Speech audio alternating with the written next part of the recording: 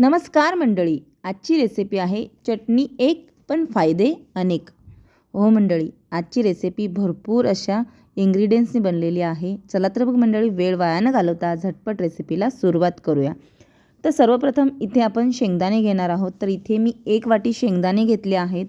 तर शेंगदाणे, खोबरं, तीळ, कढीपत्ता, लसूण ह्याचे किती सगळे फायदे अनेक आहेत. आपल्याला ते वेगळं सांगायची काहीही गरज नाही आहे. तर इथे मी पाववाटी लसूण घेतलेला आहे. किमान तो 70 ते 75 ग्राम असेल. 1 वाटी शेंगदाणे, पाववाटी लसूण, भरपूर असा कढीपत्ता घालायचा आहे. सो मंडळी, कढीपत्ता आपल्या शरीरासाठी खूप चांगला आहे. आता हे सर्व जिन्नस छानपैकी तेलामध्ये भाजून घ्यायचे आहे खरपूस. सोबतच 1 वाटी तीळ घालायचे आहेत. तीळ हे थंडीत खूप चांगले असतात आपल्यासाठी. सो मंडळी, भरपूर असं तीळ घाला. शेंगदाणे कमी केलेत तरीसुद्धा चालेल.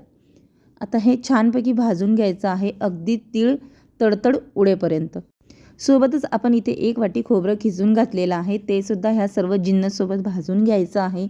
अगदी खमंग वास सुटला पाहिजे इतपत ते भाजून घ्यायचं आहे.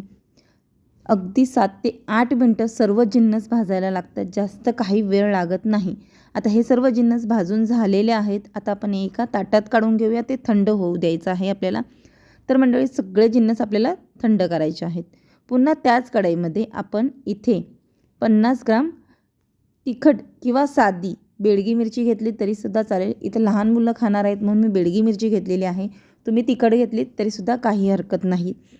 तर आपण इथे 50 ग्राम ही बेडगी मिरची घेतलेली आहे. तर ही सुद्धा तेल न घालता अशीच मस्त अशी कुरकुरीत होईपर्यंत भाजून घ्यायची आहे. कुरकुरीत म्हणजे छान अशी भाजली गेली पाहिजे. आता ही सुद्धा भाजून झालेली आहे. आता हे आपण थंड करून घेऊया. थंड झाल्यानंतर मिक्सरच्या भांड्यात काढून घ्यायची आहे. आणि सर्वप्रथम आपल्याला फक्त मिरच्या वाटून घ्यायच्या आहेत, कारण सर्व जिन्नस आपण एकत्र घातले तर मिरच्या वाटल्या जाणार नाहीत. म्हणून सर्वप्रथम आपण फक्त मिरच्याच वाटून घ्यायच्या आहे. हे पहा, अशा प्रकारे.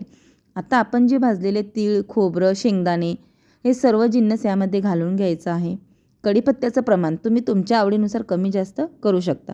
तर इथे 1 मोठा चमचा भरून मी मीठ घातलेलं आहे. 1 चमचा जिरं घातलं आहे.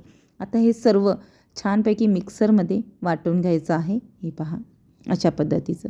तर मंडळी, खूप अप्रतिम लागते आणि ही चटणी किमान 2 ते 3 महिने छान अशी राहते. पण 2 ते 3 महिने ही चटणी राहतच नाही, लगेचच संपून जाते. तर मंडळी, तयार आहे आपली मस्त अशी खमंग चटणी. तर मंडळी, तुम्हाला जर माझी रेसिपी आवडली असेल तर व्हिडिओला लाईक, शेअर आणि सबस्क्राईब करा. सोबतच बेल आयकॉन बटन दाबायला अजिबात विसरू नका, जेणेकरून तुम्हाला नवनवीन रेसिपीचे नोटिफिकेशन येत राहतील. पुन्हा भेटू अशाच एका नवीन रेसिपीसोबत. वेळात वेळ काढून पूर्ण व्हिडिओ पाहिल्याबद्दल मनापासून खूप खूप खूप थँक्यू. आणि हो मंडळी, रेसिपी सिंपल आहे पण टेस्टी आहे. एकदा नक्की ट्राय करा.